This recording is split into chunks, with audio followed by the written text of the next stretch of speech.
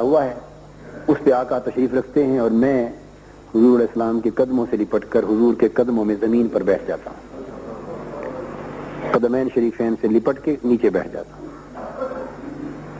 اور آقا گفتگو کا سلسلہ شروع فرماتے ہیں اور فرماتے ہیں مجھے طاہر، میں اہل پاکستان کی دعوت پر اور یہاں کے دینی اداروں اور دینی جماعتوں اور علماء کی دعوت پر پاکستان آیا تھا۔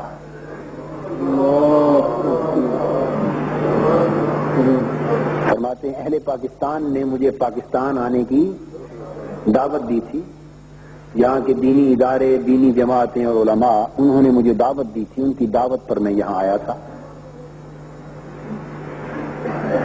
اور مجھے بلا کر دعوت دے کر انہوں نے میری قدر نہیں کی، میری میزبانی نہیں کی، اور میں اب اہل پاکستان سے ناراض ہو کر واپس مدینہ جا رہا ہوں۔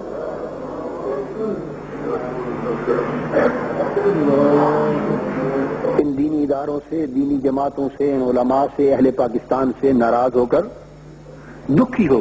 آپ نے فرمایا انہوں نے مجھے بڑا دکھ دیا ہے، انہوں نے مجھے بڑا دکھ دیا ہے، دعوت پہ بلایا ہے، میری میزبانی نہیں کی، یہاں تک فرمایا کہ بڑی تفصیلات بیان فرمائی، میری قدر نہیں کی، کوئی اہتمام نہیں کیا، میزبانی نہیں کی اور مجھے بڑا دکھ پہنچایا۔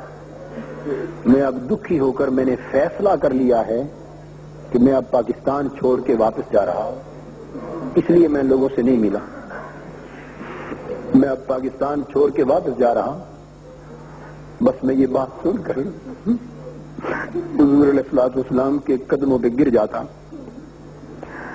قدمین شریفین پکڑ لیتا ہوں، چمٹ جاتا ہوں، چومتا ہوں، روتا ہوں، چیختا ہوں، ہاتھ جوڑتا ہوں، عرض کرتا ہوں آقا خدا کے لیے فیصلہ بدل لیجیے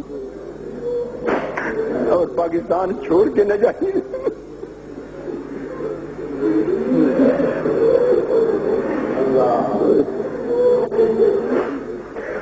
اور پاکستان چھوڑ کے نہ جائیے، نظر ثانی فرمائیے فیصلے پر۔ آقا فرماتے ہیں نہیں، تمہیں معلوم نہیں طاہر، انہوں نے مجھے بڑا دکھ دیا ہے،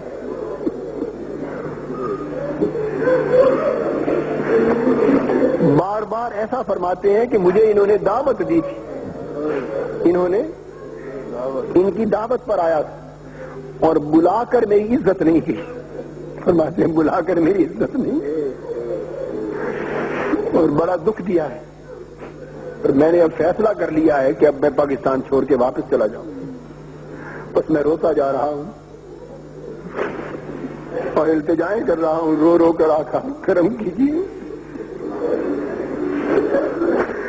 پاکستان چھوڑ کے واپس نہ جائیے، مجھے حکم فرمائیں کہ کیا کوئی صورت ہو سکتی ہے حضور آپ کے یہاں رہ جانے کی؟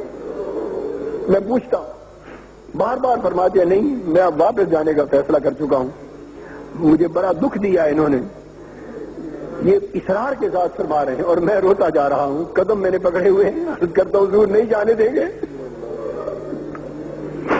حضور نہیں جانے دیں گے، حضور آپ کرم فرمائیں، نظر ثانی فرما دیں۔ بڑی دیر رونے، التجا کرنے کے بعد آقا کی طبیعت مقدسہ میں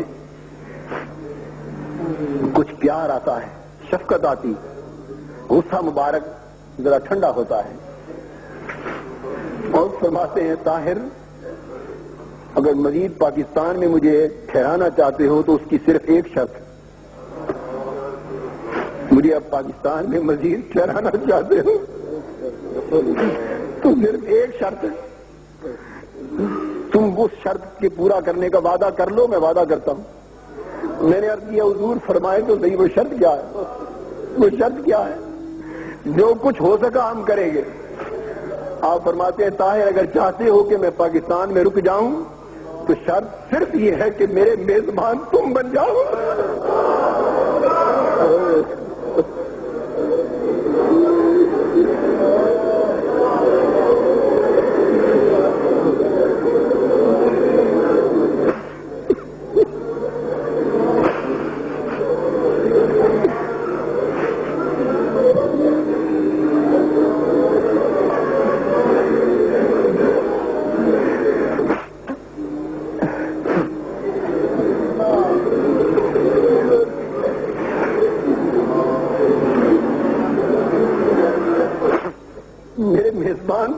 جاؤں،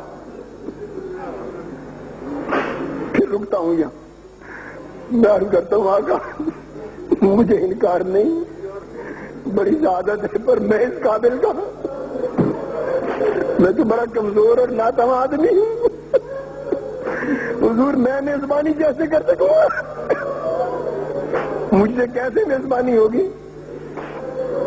فرماتے ہیں بس شرط ایک ہے، تم مجھ سے وعدہ کر لو، مجھ سے وعدہ کر لو میری میزبانی کا، تو تنہا تم وعدہ کر لو، پھر میں رکنے کا وعدہ کر لیتا ہوں۔ میں رو رو کے ہاتھ جوڑتا ہوں، عرض کرتا ہوں حضور میں نے آپ سے وعدہ کر لیا، میں میزبان بنتا ہوں حضور کا۔ فرماتے ہیں طاہر تو نے وعدہ کیا تو میں بھی وعدہ کرتا ہوں کہ رک جاتا ہوں۔ اور فرمایا کہ میں مزید 7 دن اپنا قیام پاکستان میں تمہارے کہنے پہ روک کر لیتا ہوں، 7 دن مزید رہوں گا یہاں۔ کتنا؟ فرمایا 7 دن مزید یہاں رہنے کا وعدہ کر لیتا ہوں۔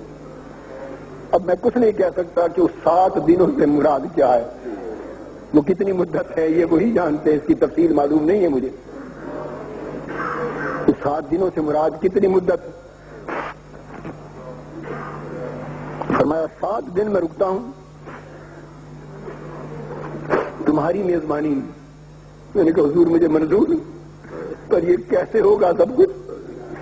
فرمایا تم عہد کر لو بس سب انتظام ہو جائے گا، سب انتظام ہو جائے گا۔ پھر مجھ سے فرماتے ہیں ایک بات اور وعدہ کرو مجھ سے،